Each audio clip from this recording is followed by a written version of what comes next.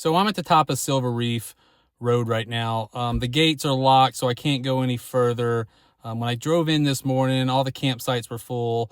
It's getting almost 11 o'clock. I'm going to drive down, see if any sites opened up so I can camp for a few days here in the area. So let's go ahead and get going down the road here.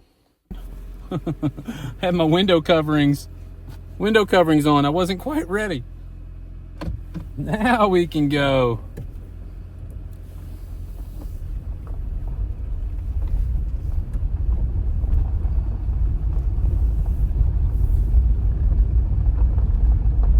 I got this, I'm trying to record using two cameras at once, and also see if we can't get rid of some of this vibration on the road when I'm driving. So I'm kind of working the video and the audio stuff out right now. Let's see if we can't get this working so I can have this as a normal thing. So a lot of these graded gravel roads, my Prius does just fine. There's even ruts if you know how to drive and you can, go through them at a certain angle and keep your momentum so you're not getting high centered or stuck. Coming from Jeeps and Broncos, I have a good sense of kind of where to put my tires, so that goes a long way, and knowing when to go or when not to go. Sort of like know when to hold them, know when to fold them, especially in a small car like this. This is about as low as you can go for a passenger car, so you got to be careful.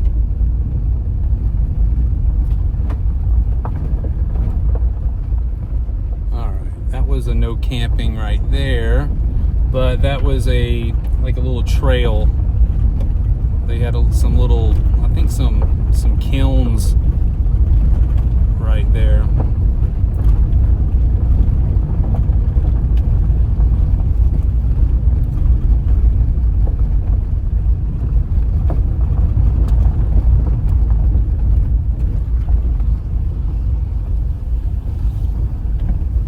Just crossed a little creek called Leeds Creek.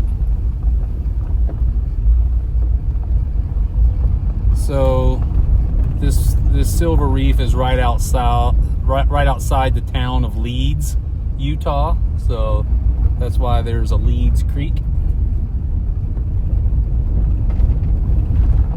I found when I bought the Prius, I was still able to get down dirt roads just like I did with not just like I did with my Jeep.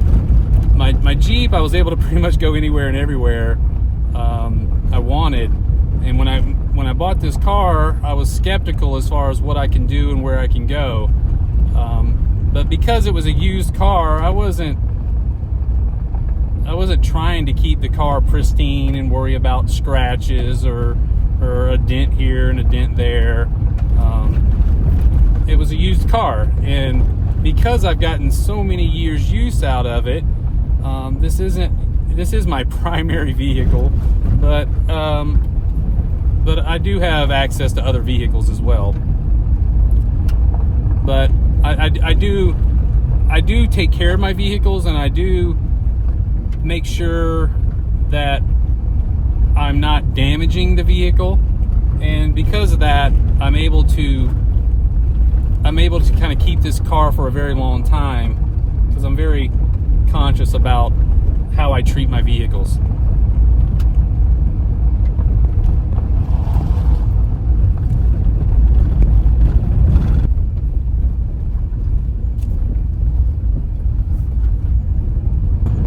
Go down to the end here, or the beginning, shall I say. See if we can't find one of these sites.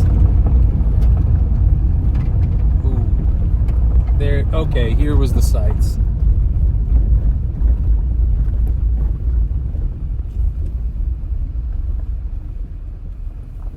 Let me see. Those people are still there. Let's see.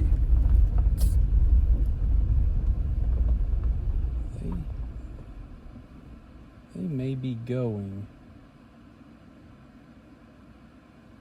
Let's hop out. I'm gonna go talk to them, see if they're leaving that campsite. Be right back.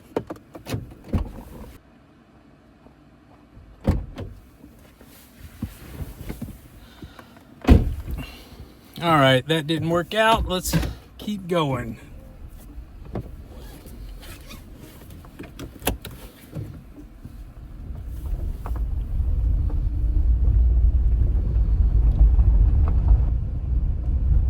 Yeah, that was like site 7 and 8.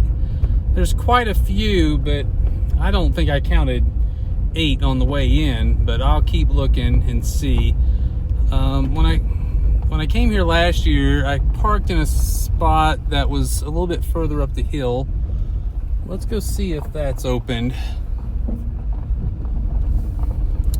This road right here goes all the way to St. George. It's about 25 miles long on this gravel road. There's a few ruts here and there, but as long as you take it slow and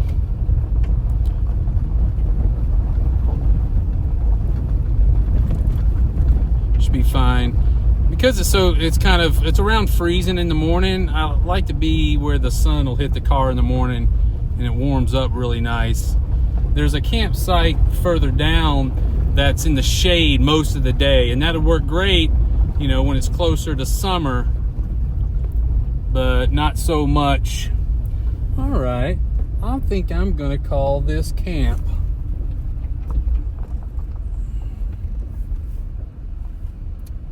Yep, I think we're gonna call this camp. Looks like there's some trash. I'll get that cleaned up. It looks like there's some glass bottles, but we'll see what we can do, get this site cleaned up. I think this is gonna be perfect. I parked here and camped for one night, and I moved further down into that shaded site, and I was really cold. So I think I'm gonna stay right here.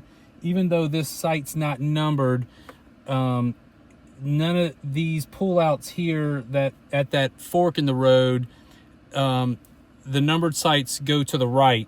In this road that goes to St. George, none of the sites that look like you can camp in are numbered. So I think that this portion of the road here is as long as there's a pull out right here, and this is a large pull out. This isn't, this is designated for camping. So I'm going to go ahead and set up camp here and for a few days, and let's enjoy. Thanks. So what do y'all think of this camp right here, guys?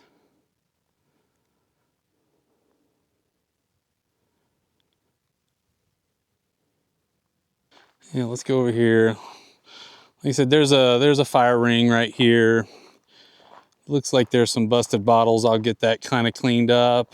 It looks like somebody left a bunch of wood here.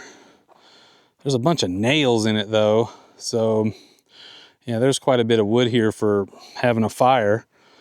But yeah, this is a nice little area. I think we're gonna call this home for a few days, as long as it doesn't get too cold. I think it'll be just fine though. So I'm gonna go ahead and pick up trash around the camp here before we set up. I learned this trick from a lady on a previous group trip that I had taken. She grabbed a couple of sticks and was using them as chopsticks, so she wasn't picking up, you know, kind of nasty trash. So I'm going to attempt to do that as well. Even though I'm not really good with chopsticks, this is my attempt. So let's get at it.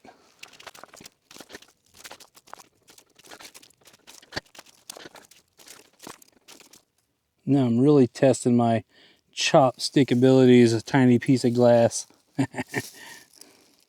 Yep, chopsticks worked okay. However, if I just had a glove, I could just pick.